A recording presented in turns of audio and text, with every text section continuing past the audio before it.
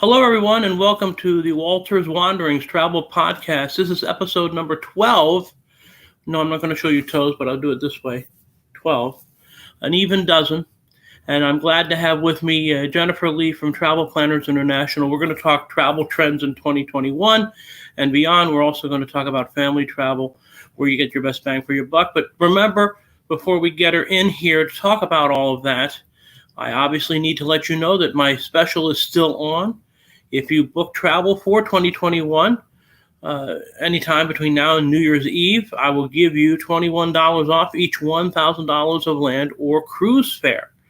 So if you book a $5,000 trip, you will get $105 back.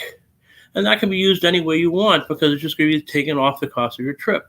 So hopefully you'll book, and hopefully we'll get lots of people traveling in 2021. And now, without any further ado, by the magic of television and whatever the technology is, Jen Lee from Travel Planners International, thank you for being aboard today on episode 12. Of course. Excited to be. So much. Do want to let you know that here in New York, we got about 10 inches of snow overnight. Oh, my goodness. And the kids actually have a real live snow day, not a remote learning day. The superintendent says, nope, go make snowmen, go throw snowballs and do whatever else you want. So well, I'm here in sunny Orlando, Florida, and we're hoping for a little bit of a cool down over the weekend. So we're going to get a little bit of your cold. We appreciate it. Yeah, but not much. It never is much, although there was once at Disney World that I went actually twice. There was once I went and the animals were actually kept inside at the Animal Kingdom. It was so cool. Yeah, we're kind of wimps down here in Florida. Apparently so. So 2021 travel. First, I guess we should try and get out of the way all the business to do with COVID and what travel destinations are doing to help alleviate fear and to help promote their business and to just make it a better travel experience overall. Mm-hmm. Yeah, each destination is handling this a little differently. And the beauty of working with a travel advisor like Scott and his travel agency is they are staying on top of all the different protocols. I personally just came back from the Dominican Republic and actually met with the Ministry of Tourism Council there. And they're doing some unique things. They're not requiring a negative COVID test to come in, but they are doing random rapid tests at the airport. And if you find out that you are COVID positive, then they are going to take great care of you. They even have an assurance program that's up to $10,000 assistance to help you stay quarantined, extend your stay, whatever that looks like. So that's an example. Costa Rica is requiring you to buy a certain type of insurance. And again, you need to work through a travel advisor to understand all of these things. So each country, Mexico, I don't think is requiring a negative COVID test. But here's what we're seeing out there with the 4,100 travel agencies that partner with us at TPI and with Scott. What we're seeing is that everyone in the destination is being really self-responsible, right? So whether there's a test or not a test, it's really more about understanding that 6-foot social distancing does work. Wearing a mask when you're in a crowded area does work. Being outside, as long as you're not sitting next to somebody you don't know or what have you, you're outside, you're fine. And washing your hands. The cool thing was I was washing my hands. I bet you were too, Scott, back in the day, right? Like my mama taught me that a long time ago. And so therefore I never get sick. Planes are extremely safe to fly on. I was with American Airlines about a week or so ago, and they showed us the chart, and all the planes are like this. So the way the air filtration, it's regenerated every 2 minutes. You're very safe on a plane sitting next to a complete stranger. And of course, cruises are going to be the safest place, the cleanest place to be moving forward with all the protocols they're putting into place. So, every destination's a little different. It's changing on a regular basis. But what we know to be true is if they're open for business, it's because they've put in strong protocols, and you should feel confident that booking a trip there, you will be met with strong protocols and your fellow travelers are taking good responsibility as well. That was a really long answer. Sorry, Scott. No, it's okay. No. So sometimes you have to offer some of the details. I went to Mexico in September, and quite honestly, from the moment I got picked up by the car service early in the morning of the flight going down to the time I arrived back home, I actually, in many ways, felt safer in all of my transit and travels than when I go to my Costco that's a mile up the road from me. So Absolutely. and people have to understand that the last thing that any destination wants to have hanging over their heads is a big outbreak of COVID or anything else for that matter. We know from the past when there have been all these kind of fear-mongering things about, you don't go to Mexico because you'll get shot, or you don't go to the Dominican because you'll get bad booze or whatever. Right. We know, first of all, most of those were all false news stories because of the whole circumstances that actually surrounded things. But the second thing is, no tourist destination that relies, 80, 90% of their, economy on tourism wants to have anything bad hanging over their head.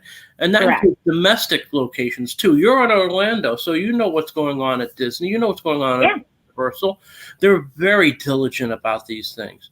And even though the experience is not the same as it would have been pre-COVID, because some of the features and benefits, and even some of those resorts at Disney World, for example, aren't open yet, there's still plenty to offer.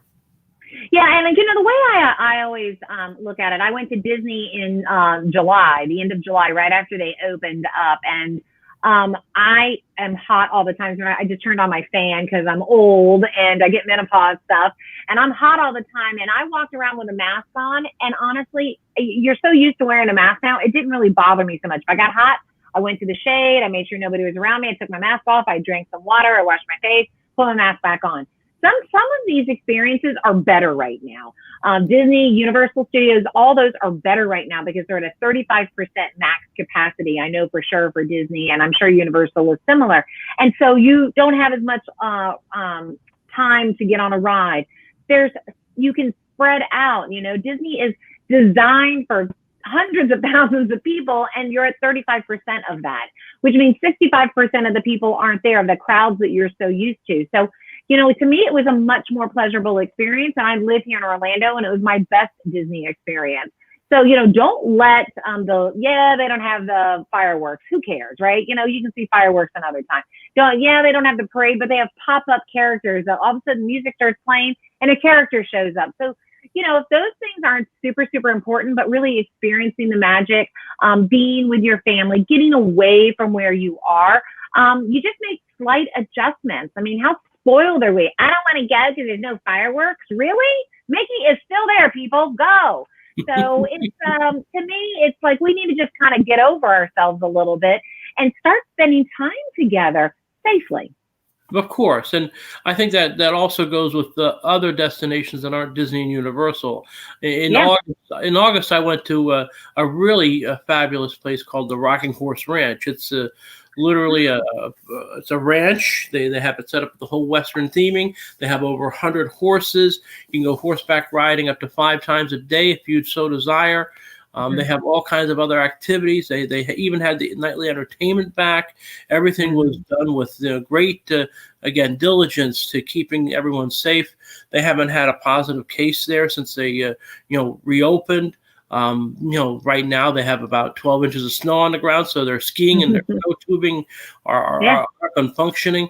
And again, I think if you get properly vetted the information, I think that's the key, and I think you'll agree, of course, that if you do it through a travel person like myself, versus if you do it online, you may not get the right information. If you go to a Facebook group and ask the other mothers, what they recommend, that might not be the right answer, even though, listen, they're well-intentioned, and then they have great ideas, but sometimes it's just not the right answer. There's too many details that cannot be overlooked.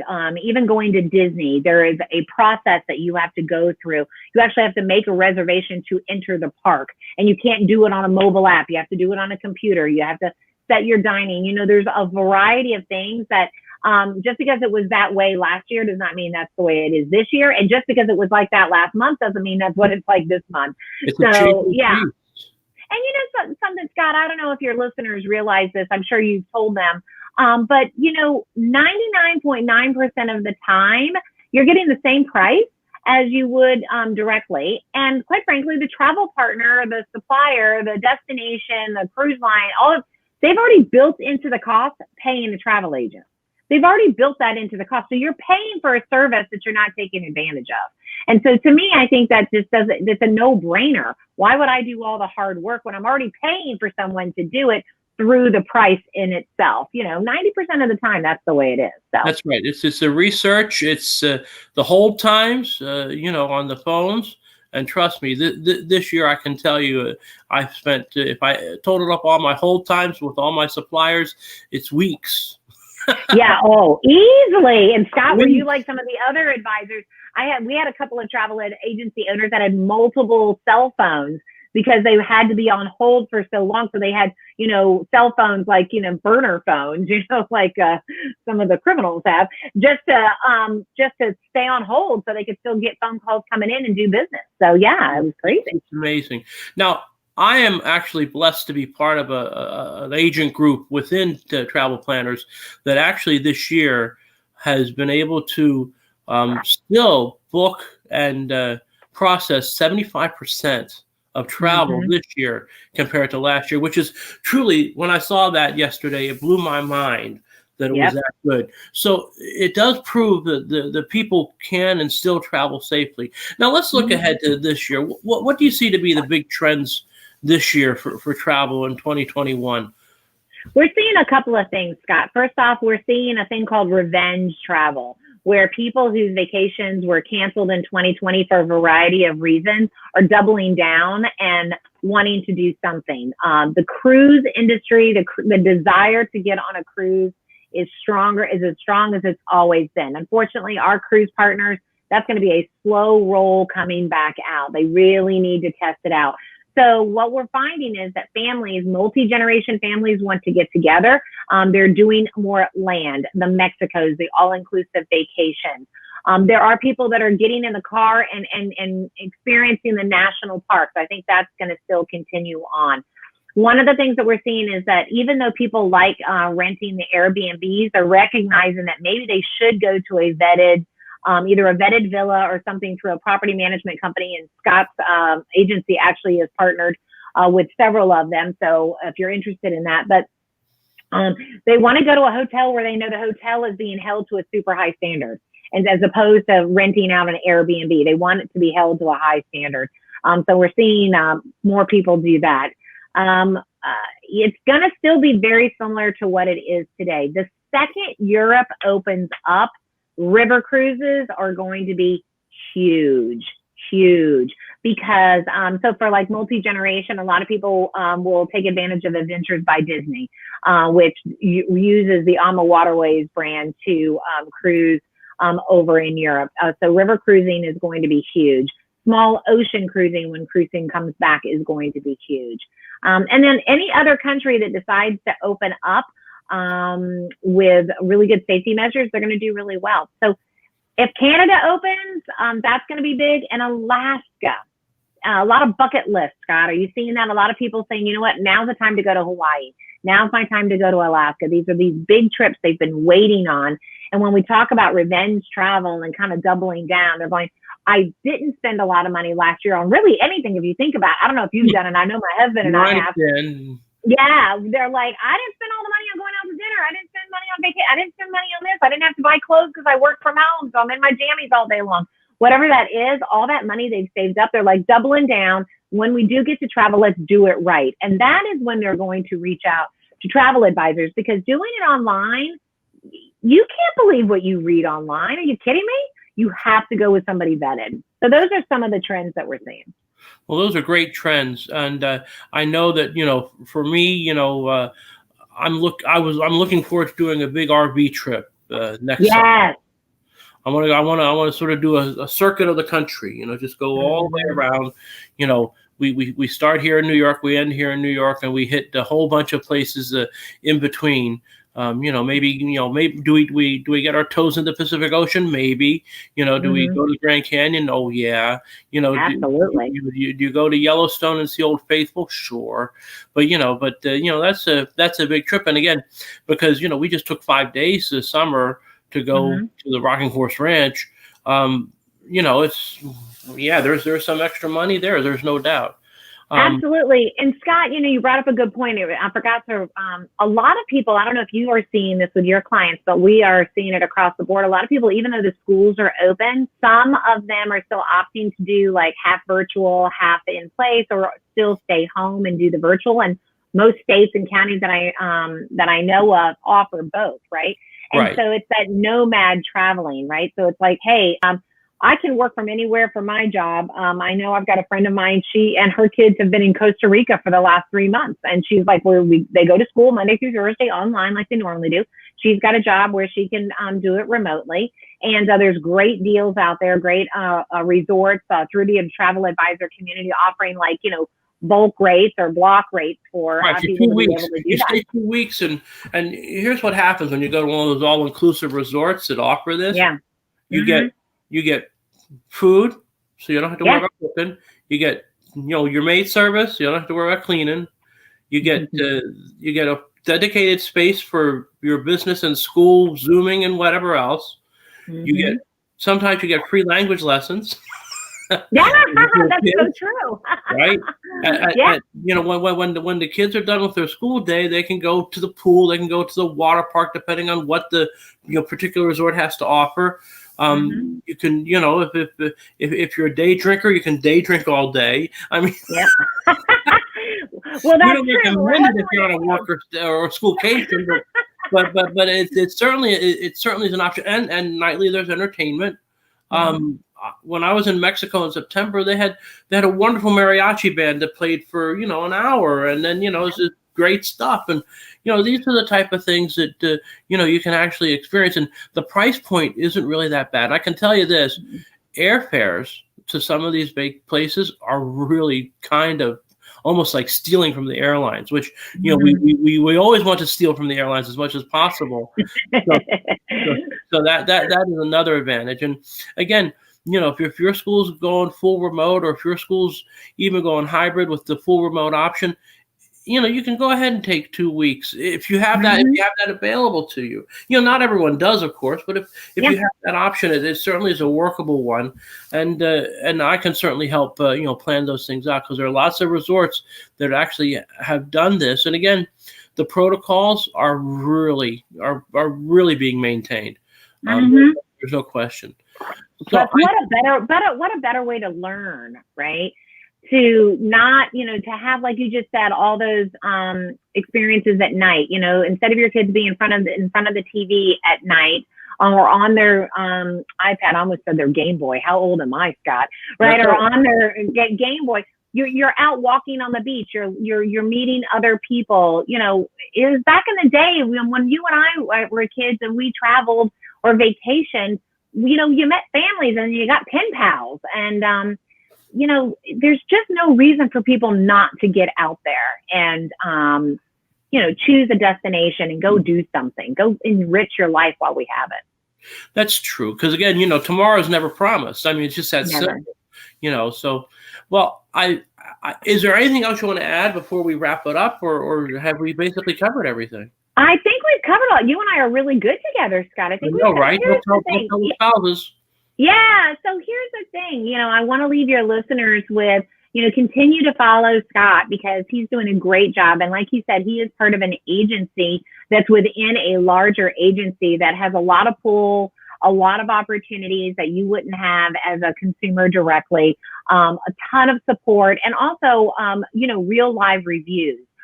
We have agents that are traveling all over, wherever they can travel from the United States, giving real life reviews, videos and photos and stuff, versus what you're seeing online, from somebody you don't know. Like, that doesn't make any sense. So, life is very short. We've said it over and over again. Do it now, travel safely, put something on your calendar, have something to look forward to. And happy holidays to everybody as you enjoy your family, whether it be via Zoom or face-to-face, remember, you do have an opportunity to really connect in a meaningful way when you travel together. That is very true. Jen Lee, thank you so much for being on board. My pleasure. And I really appreciate it. I'm sure that everyone watching will appreciate your kind words and your counsel and wisdom and years of experience. And I thank you so much. I'm going to let you go, and I'm going to wrap it up. All right. Just to let you know again, book any travel for 2021 to any destination I can send you to, and you'll get $21 off each $1,000 of land or cruise fare. So that does it for this edition of the Walters Wandering Travel Podcast. Coming up, we're going to have other people with other interesting and great stories.